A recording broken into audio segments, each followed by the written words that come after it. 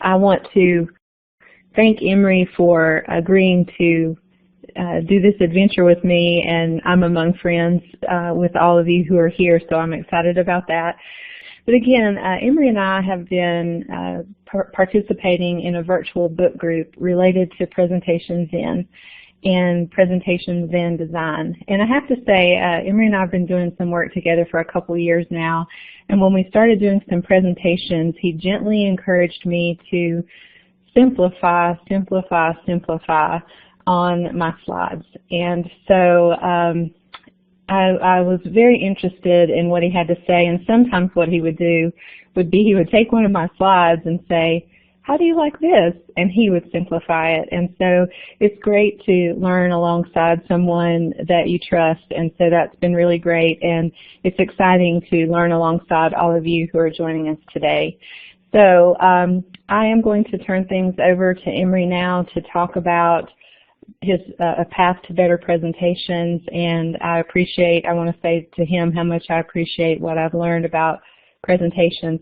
Also, I want to say that we are leading a virtual book group with other faculty developers from North Carolina and Virginia, but we'll finish around mid-March, and I have a copy of Presentation Zen Design that I'd be happy for someone to borrow if you'd be interested. So, okay, Emory, I'm going to turn off the talk button and let you get started. Thank you, everybody, for being here. Well, thank you, Tracy. And to start off, if you would, please give me a check or an X. Have any of you heard about Presentation Zen before now? Is there any of you that are already familiar with the topic? All right, and feel free also to type that into the chat if you're having trouble locating that button. All right, great. Well, the book itself, Presentation Zen, is a book by Garr Reynolds, and he's in this book he covers a lot of sort of ways to simplify presentations and to make the slides better. Book here is covered here, and also have a slide here. This is the second one. In both of these books, he kind of covers the sort of the key ideas about giving more effective and engaging presentations. So as we think about this as a topic, I think often this, for the longest time, kind of centered around the idea of tools. But I'd like you to think for a moment, what are some of the characteristics that you all see in kind of a bad presentation? So think for just a moment about, sometimes it can be kind of fun to think about the bad examples, but think for a moment about a sort of an ineffective presentation that you've been a part of, or maybe something that you've seen. And if you would, in the chat, go ahead and indicate some of the characteristics that made it a bad presentation. Yeah, one of the things I would notice about a lot of the feedback you guys are putting in is that at least many of you are focused on the idea of the presentation. You're not talking about the tool as much. And I think often when I ask this of a group, a lot of times they do focus in on the idea of what is being done with PowerPoint. Damiana mentions the death by bullet list, and sort of animations is something with sort of busy movements. And these are things that are kind of about the PowerPoint, but a lot of the other stuff you guys have said really has to do with the way that the information is being presented. So the most important idea I think about Presentation Zen is it's not really a tool. It's not a sort of a checkbox to do certain steps. It really is kind of an approach. So because of that, I think that there's a lot of applications for ideas about presentations in other areas. So it's not just something that is covered in the tool. It's something that really is about how you approach the idea of presenting. So along those lines, PowerPoint I think gets beat up a lot because PowerPoint does enable us to do bad presentations very easily, but PowerPoint really isn't the problem. The presentations, are what we should focus on, and PowerPoint is not the presentation. So it's the same idea of an instrument. The instrument is only as good as the musician that plays it. Same thing with PowerPoint. You can do great presentations with PowerPoint as long as you're focused on the idea of the presentation. which really leads to what is the presentation. And I would say that a key, like if there's one sort of sentence that can kind of sum up what Presentations In is all about, it really is the idea that you are the presentation. You know, that you are why the person's coming to the session in the conference that you're presenting, or you are the reason why the students are coming to the face-to-face session. You know, the information is great, but you are the key part of that, the part that makes the presentation work. Why does this matter then? Why is Presentations In something that's important? Well, Guy Kawasaki, who I've got a clip of him talking about presentations, and he is from kind of a business background, but he's always sort of said that 99% of all presentations suck. So if that's the case, and there's the bar is set very low, I think there's a lot of little things that we can do to try to freshen up our presentations, and a lot of this comes from a sort of design background, or looking at the ways that slides are designed. I also sort of recently have thought in my own sort of journey with this is, well, what does this mean about lectures? You know, what percentage of those suck? And what about the teacher-created videos that I'm trying to create for my class? You know, what percentage of those are bad? And even in webinars like this, how many webinars have I conducted or have I been a participant in that weren't really great? So I think if we acknowledge that this is important and this is a worthy endeavor to try to tackle, then I think really what we're looking at is, 3 tips for Presentations In. And I'll kind of get back in a moment to why, 3 is the important sort of part of this. It's not to say that there's only 3, but I think if I'm, again, trying to boil down this message, 3 tips seem to really to work about what Presentations In is all about. And I think the first is just to simplify, keep it simple. Tracy mentioned the idea of looking at a PowerPoint slide with the idea of simplicity in mind, keeping the number of slides, the ideas per slide to 1 on a slide. Really it helps out with your audience and kind of the cognitive load. So I think that the idea about simplicity really is about finding the core. And I think making it sound like it's simple sometimes makes it sound like we're dumbing things down. But I would suggest that a key part of any presentation or really, your area of expertise is that you guys are all able to take really complex concepts and ideas and make them easily understandable. So finding the core is really an important idea when you're thinking about how to simplify your slides. So instead of coming up with 15 bullet points, find the 3 that are the most important, or create 3 slides that each have the most important concept behind that. And I think simplify is one of those areas that can always sort of be focused on with Presentations In and make great strides. Being visual. One of the areas that PowerPoint quickly became an enabler of bad behavior is with all of the templates and all of the ways that backgrounds were created for you. But visual backgrounds are really outstanding, and I think that the idea of the picture superiority effect is something that Garr Reynolds covers in his books. And the idea simply is just that pictures are going to be more powerful than words. So for many of you, if I said, hey, what was on my first slide, you might be able to remember the idea of that path going out to the ocean better than you would the exact text for what this presentation is called. What the book talks about is how your brain does a better job of remembering and then attaching meaning to really great visuals as opposed to just text.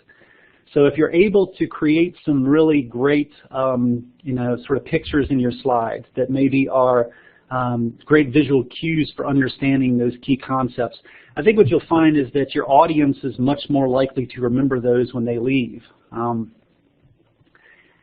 I think the idea of more images also means then less text. So what you're going to want to do is to have more images, no bullet points. Damiana mentioned those earlier. No animation, no clip art. But sometimes it's just the idea of being able to present powerful images with very little text and then you as the center of the presenter, the presenting.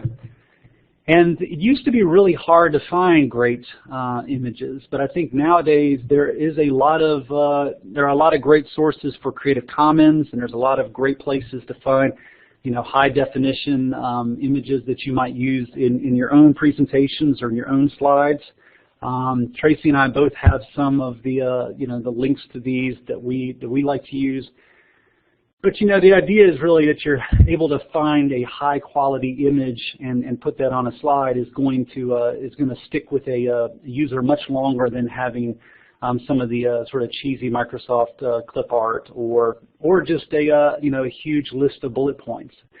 Typically, those are not really great slides for retention.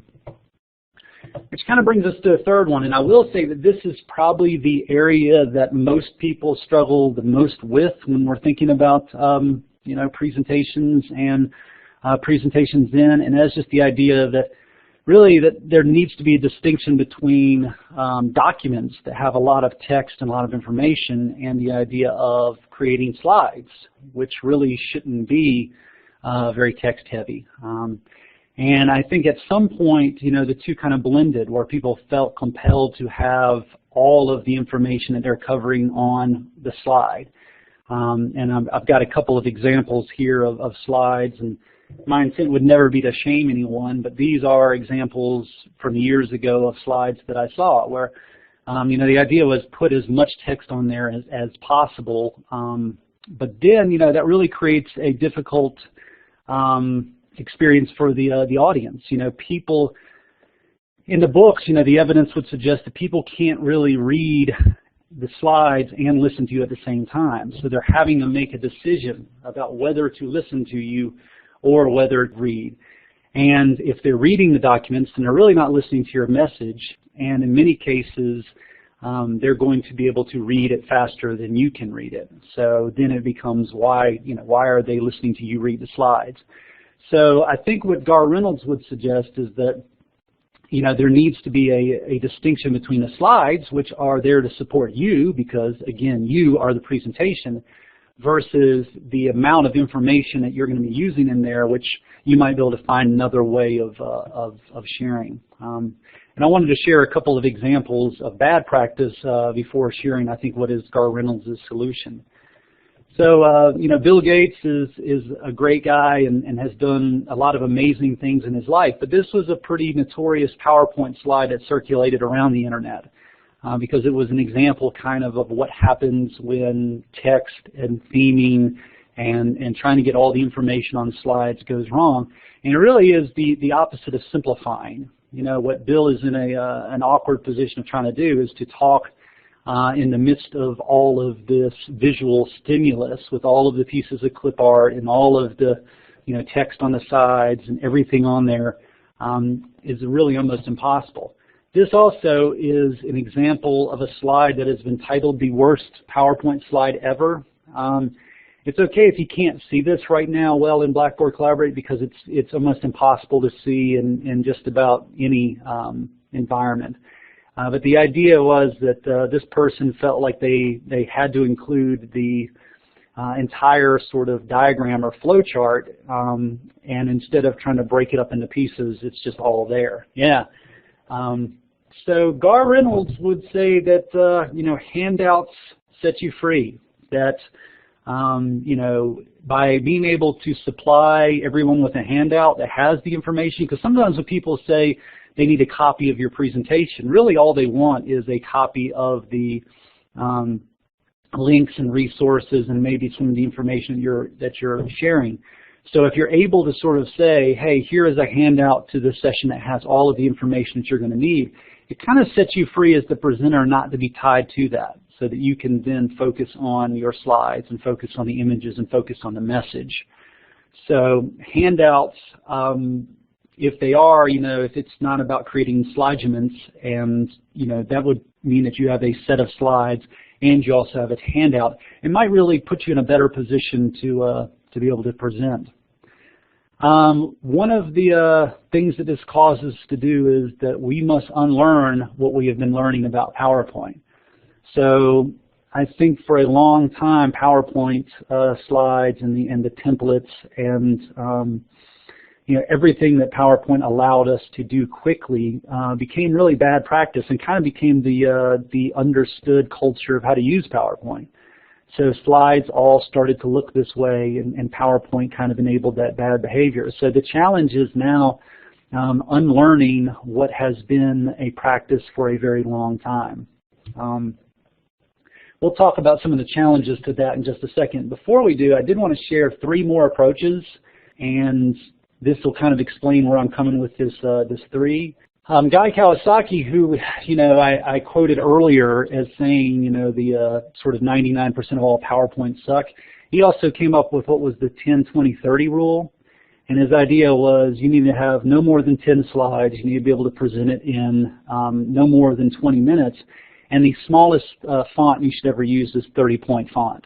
So the 10-20-30 rule was his approach to how presentations, or in his world, mostly pitches, should be done. But the idea really falls into a nice Garr Reynolds area where it's about brevity and it's about simplicity and it's about being able to get to your point quickly.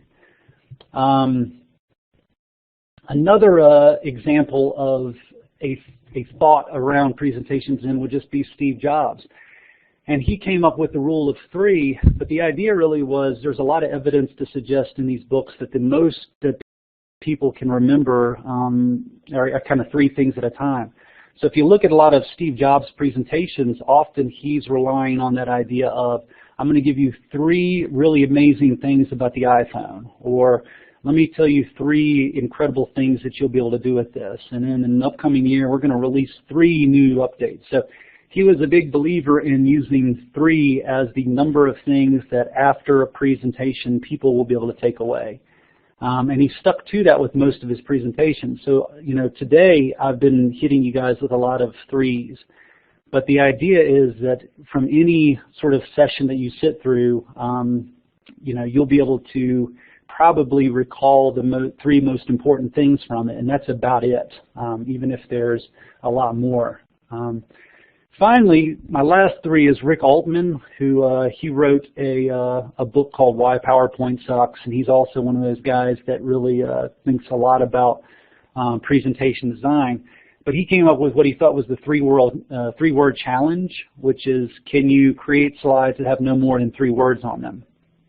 And I don't, I'm not great sometimes at doing this. Obviously, I've gone well over the Guy Kawasaki's, 10 slides, and we're going to, we went over 20 minutes today. And I'm not suggesting that all of these are strict guidelines to work from, but I do think that it does get you in the mindset of how am I going to boil my message down to the most important parts that I want to present to my audience. And I think that that's really where Rick Altman's coming from, is that if you have more than 3 words on a slide, your audience is going to be less engaged with you and maybe more engaged in reading. I have not been able to follow the chat as much as I would like to. I have been sort of focusing on this, and I know Tracy has probably done a wonderful job of staying on top of that. But I guess I would like to take just a moment and allow you guys a chance to indicate in the chat, what are some of the challenges that you see with this presentation Zen approach? What do you guys see as possible issues in doing presentations this way? And I'll stop for just a moment and watch it kind of come in. Emery, I also have written 2 questions that came up previously in the chat, so we'll get back to those. I have one question from Damiana, and maybe they're both from Damiana. I can't even remember who asked them, but I do have those down. So when we're ready to come to those after the responses here, I'll ask you those questions. Megan, I'm so glad you brought that up, because that is one of the things about presenting asynchronously and learning objects. That is something that I kind of wondered about putting that in here, because it's not really part of what Presentation Zen is about, but I think it's an area that I've been exploring and trying to use Presentation Zen design in a lot of other areas. So I think I do have an example of that I can show you. When do you give out handouts? I guess it really depends on the situation. If it's a conference and you want to give them out towards the beginning or the end. I think often people just like to have those in their hands. One of the challenges that I think, I would suggest is that we have created a culture, and this is one of the things Tracy and I have talked about in our book club meeting, is that in many ways with our students at least, we've created a culture where students expect that the slide content is going to be the test content. So I have tried presentations in. Occasionally I would have students who would say, I kind of want a PowerPoint to look like the test, to have a bunch of information that are notes that I need to study in order to make a good grade. And maybe the students were a little resistant to this new approach that I thought was a really great way of presenting. And I do think, Damiana said, I think it makes us lazy listeners. Michael Wesch, he has this thing about how he thinks PowerPoint is a great tool for teachers, but a terrible tool for learners. And I think that's what he means, is that it's not a great tool for learning. It's a great way of looking at all the information that needs to be covered, but PowerPoint is not a great way for learners to understand in maybe meaningful ways the information. But I think there are some challenges with this, and that's why, Tracy mentioned earlier our work together on this. But towards the end of this, I'd kind of planned to mention, and I think I'll reiterate it later, that I've always seen this as being a continuum. So I'm not about pushing anyone into using presentations in if they feel like they're not quite ready yet. But I do think there's little ways of starting to use presentations in that can maybe help out your face-to-face time or your coursework or just other areas where you're looking at ways to simplify your message and make sure that students have what they need. I feel like I've still talked a lot during that. Anyone else want to throw out any of the challenges that they can see with using this presentations in approach in their own kind of presenting or teaching? And I'll try to, again, refrain from talking as much. Well, I'll start talking then. I just wanted to mention something that really stood out to me in the Garr Reynolds book that we've read most recently. And he says basically a piece of advice is don't open your slideware program until you've planned your presentation. And I think I've been guilty of that, of sitting down and opening a presentation and opening PowerPoint and beginning the presentation, even when I'm trying to be presentations in. And I think that's really stuck with me, is that we just plan the whole thing before we even open the slideware. What is it we want to communicate? So, I think one of the questions you've already talked about a little bit is, do you think it's best to have students take notes or begin with a handout that they take notes on? And then Mary had the question, and I don't know if she's had to leave yet, about when to give those handouts, at the beginning or the end. And I think you attended to that some, Emery, with the depends on the purpose. And then one other question that came up earlier was, Damiana asked if we had any advice about cutting down on the file size, especially when you need to share these PowerPoints via email. And I know that's been a challenge for me too. So any thoughts on that, anyone, or Emery? I'm sorry, I was looking in the chat. Can you repeat that? Pay attention. Sure. Yeah. Damiana asked if we had any advice about cutting down on file size with presentations, because obviously when you use these images, it takes a large amount of space in terms of the file size. So she said she often, in the chat later, she said she often converts them to PDF. But do we have any thoughts on that? No, but I will say that there's definitely going to be bigger PowerPoints that you create when you're using this method. But it's not nearly as big as some of the PowerPoints I've seen where people are trying to, embed media in their PowerPoints, which is not a bad practice. But, I think what we're giving up in maybe file size, maybe we're getting a bigger return on the kind of, student engagement or the, So I almost feel like, yeah, you know, these PowerPoints are going to be way bigger than you're going to be able to kind of email to someone. But the you know, if someone just wants a copy of it, Damiana's exactly right. Like, you know, the PDFs would work much better anyway. You know, Google Slides is a great example. I have found occasionally if I convert something from you know, one of my PowerPoints that have a lot of presentations in kind of stuff, I have found that it occasionally does sort of Google Slides will convert that in such a way that makes it a little bit smaller, like my images don't seem quite as crisp. Damiana, you had raised your hand. What did you think of that you wanted to add? Well, I would just say that I don't actually like giving up my slides because they take so long to make that sometimes I feel resentful that we're required to, and people really do want, like Crystal had a question about what colleagues in conferences really expect, and often they expect us to hand over slides, and it takes so long to make them that sometimes I don't want to do it anyway. So if the file size is super big, I actually don't mind. But because I think that, one, I don't want to give them up sometimes, but also I think that you gain so much more by having images and making your students do image-only slides too. Like sometimes students will have issues if they have large file sizes too, and you require them to do images. So I just make them do fewer slides. So sometimes that's how I work around it. But I would say overall, you're exactly right, Emery, that you gain so much more by using image. And really, they should be paying attention to your presentation. They shouldn't be able to get it after the fact, right? You should be able to attend to the presentation. That should be where they get the information anyway. Just my 2 cents. No, and I think that's a fair point, and it does. You know, it does sometimes speak to that distinction between, you know, if they have all the information that they need and they have a copy of all your stuff, then what is the value of the session? But I think you have a fair point about the amount of time and energy it takes to create that, and you know, just turning it over sometimes doesn't really feel like the right thing to do. Diane mentioned the idea of online classes. Again, I'm definitely not saying I have all the answers for it, but I have tried to do a little bit of presentation Zen-ish practices in asynchronous kind of ways, and maybe even my course design.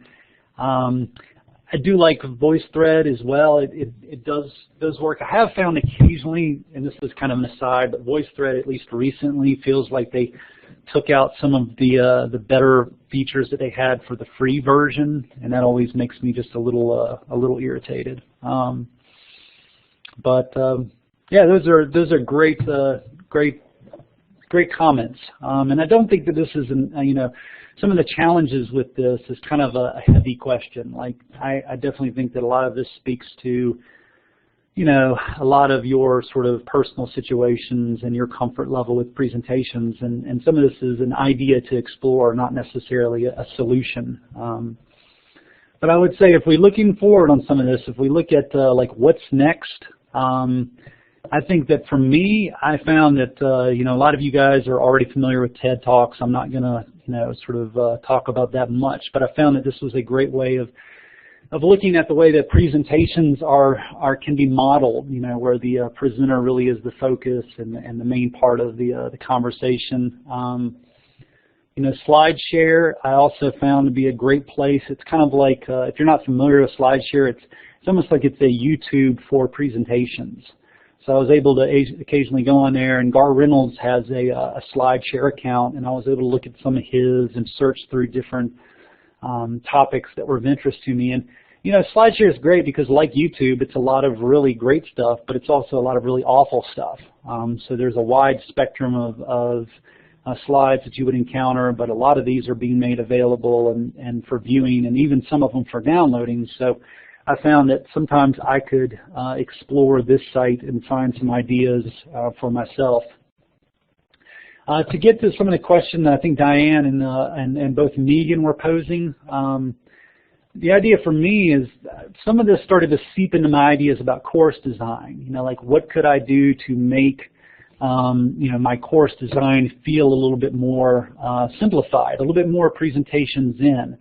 So this is an example of one of my sort of blocks, and I've got my collapsible topic here. But I started thinking about things again kind of in threes. Like I have, tried to simplify the way that the course looks. And there's always this thing in Moodle or any LMS about the scroll of death. And I found that Presentation Zen is a great way of kind of avoiding that. Again, I'm not judging any As You Learn sites that have just a huge amount of resources that are all kind of dumped into one or two topics. But I'm not sure if that works as well for me as trying to say, I'm going to give you 3 key resources for media literacy concepts, or I'm going to come up with 3 main, videos I want you to look at. Because I guess one of the things I thought about for course design is that if it's all important, then pretty quickly none of it's important. The learning management system, in our case, As You Learn, is great, but it does enable some of that as well, where much like the PowerPoint slide, it has a million different sort of bullet points. As You Learn can quickly become a huge content dump, where it's just every PDF that you've ever found that relates to a topic, or every link that you could find. So for me, the challenge was, can I come up with a system that focuses on just the most important parts of this week's activities? And Presentation Zen was definitely something that kind of informed me, and it kind of allowed me to practice what I kind of think of in my own mind as a little bit of As You Learn Zen. This is an example of one of my assignments where, I have the assignment, and then up here I've got the sort of directions for watching this video. The video I'm going over a rough draft, so it doesn't look very Presentation Zen, but I'm trying to make sure that, my little image of me here is first and foremost in the video, so that I'm talking through and you're hearing me talk about the areas of this that are most important. And then down here, you'll notice that I've got 3 key bullet points. The 3 is the magic number again. So I've got, these are the 3 most important things that I want you to remember about turning in this assignment. And if you have any questions, let me know. So I try to give what I think are the most essential parts of the assignment while always inviting the additional questions that might come up. But I found that this is something that, at least so far, students have indicated kind of works for them. Megan was asking about sort of how this might look in asynchronous ways. Like when I'm creating instructor-created videos now, ones that I'm putting in my course, I am thinking about Presentation Zen as I'm moving through these. So this is using Camtasia. This is one of the videos that I'm using, and I am creating from a PowerPoint slide. There's like a plugin for Camtasia that allows you to record PowerPoints.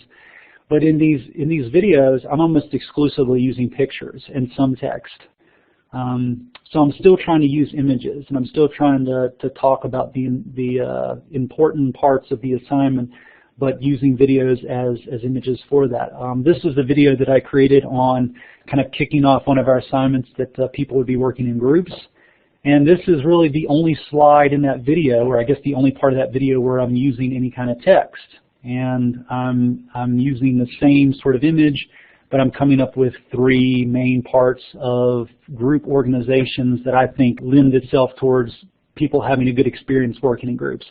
So like as Tracy said in the chat, I think it's absolutely right. Like Presentation Zen is something that for me was really helpful in reimagining or rethinking the way that I did presentations, but it also became something that I could use and apply into other areas of what I do and what I think I can offer. So having a Presentation Zen mindset when looking at your own course or looking at the videos that you create or looking at the assignments that you make, for me, seemed to work out really well. And then, in conclusion, I would say that there is no conclusion. For me, I'm definitely not saying that I have somehow achieved, Zen master status of Presentation Zen. I'm still learning and growing and trying to find better ways to do this. But I think, if we're all kind of, willing to take little baby steps in this and maybe just acknowledge that any progress is important. You know, all progress is meaningful, and we're all progressing. Then that's kind of one of the final thoughts that I have about presentations. Then is that I continue to try to take what I think are the most important parts of presentations and apply it into other areas of my work life, and I think it's worked for me very well. So that's kind of in a nutshell. That's what I think it's all about. Tracy, go ahead. Thank you, Emery. I just had a couple of comments to follow up on some of the ideas that came up earlier, but I'm so distracted by Stephen's wonderful comment and his use of the word "fantastic." I wanted to mention, based on something Damiana said earlier about the slides, some kind of balance between, I feel a responsibility to model good presentation practice, and even more so now. One of the things that I taught last semester was a class on university teaching or college teaching and learning, and I did some presentations where I tried to have slides that were reflective of what I was learning. And it was so interesting because the students were actually kind of driven to distraction, wanting to know, how did I make those slides? And what was kind of fascinating to me is that they were so accustomed to the traditional PowerPoints with lots of information. And Lori mentioned this in the chat, that she's gotten some pushback. And I just wanted to express that my students last semester were really interested in this different approach. To them, it was very different to have a visually driven presentation. And this was in a face-to-face class. So I just wanted to offer that perspective as well. And then the other thing I wanted to mention was the idea of technical skill. And I know most of you who are in the webinar today, and we have a range of technical skill, but mostly I would say most of you are pretty skilled related to creating presentations and images and finding images and things like that. But as we work with faculty and our students, helping them to actually have the technical skills to know how to do these things. And so I feel like I was, really at an advantage, both working with Emery, who could show me things and model things, and then reading the book, I got a lot of good ideas that were so simple. I mean, they were technical, but I didn't know where those things existed, where some of those strategies existed within the slideware. So that's something that might be an ongoing conversation, or for me, it's been kind of ongoing self-learning and discovery. And then the final thing related to Emery's Rule of Three and related to something I think Damiana said earlier, those of us who've been doing the TED Talks MOOC, in that MOOC we had to do an activity where we curated 3 videos that seemed to go with our curriculum. And the idea of curation has really stuck with me. And I was thinking about the idea that we are curators of content. And by that I mean we're the ones who try to use our expertise to select and help our students understand what the key pieces of content are. And I think so often in this kind of archival culture and in the PowerPoints, we just have so much content and students can't get through it to sort out what's most important. And so one of the things that's really been sticking with me, and Emery has a good example there with the As You Learn design, with presentation designs, is that we cull and figure out and refine and refine and refine to help to help those who attend the presentation, to help our students understand what's most important. So we're curating that content. And anyway, those were just some points I wanted to make. And then, Emery, I guess let's open it up. We have a few minutes here where we could ask folks for final questions. Wait, let me say one more thing. I'm going to ask you, Emery, and then you can respond. We are in a book group, and Diane mentioned the possibility of us doing one on campus. So Emery and I have been kind of doing one with other faculty developers, and it's been a virtual book group. We're trying to learn both about process and the content of the presentations then. And we also set up an Edmodo site. And one of the things I'm asking Emery, I'm sorry to ask it publicly here, but we're among friends, is if people might have access to that.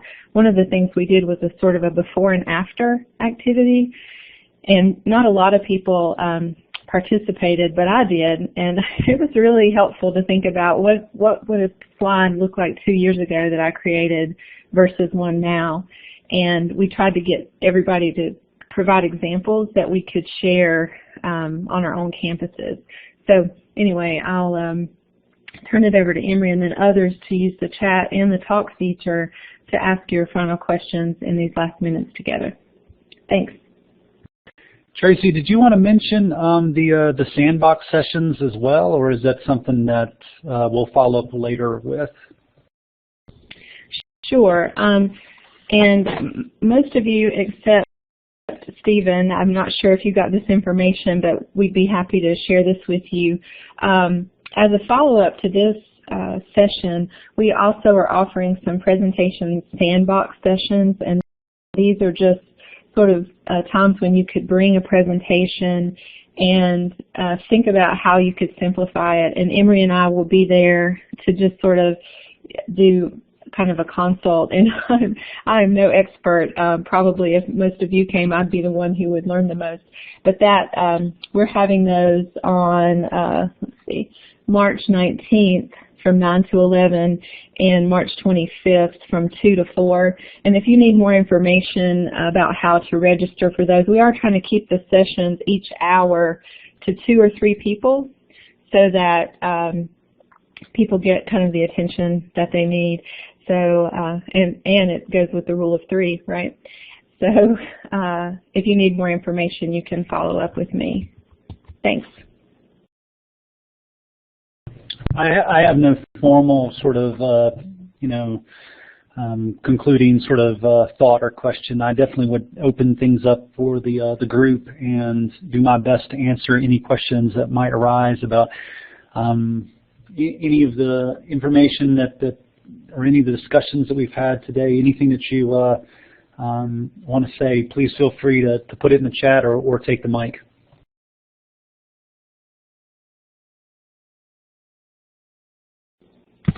So it looks like there are a couple people typing in the chat, but if there's anything else that Emery and I will hang out here and be the final ones to sign off.